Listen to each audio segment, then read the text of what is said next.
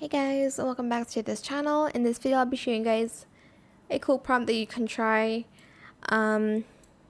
using AI. I'm using this picture here. Then I'm going to select use image as reference. I'm on Makofun.com, by the way.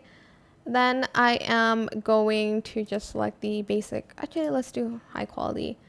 And then there's a bunch that you can choose from here. How do I...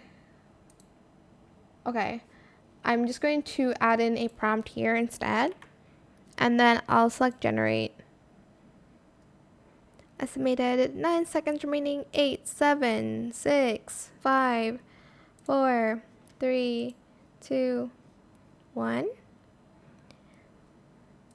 And this is what it should look like. Oh, I don't know why I generated it again, but super cute. I will put the prompt in the description box down below. I hope it was helpful for you guys. Don't forget to like, comment, share, and also subscribe to this channel if you haven't done that already.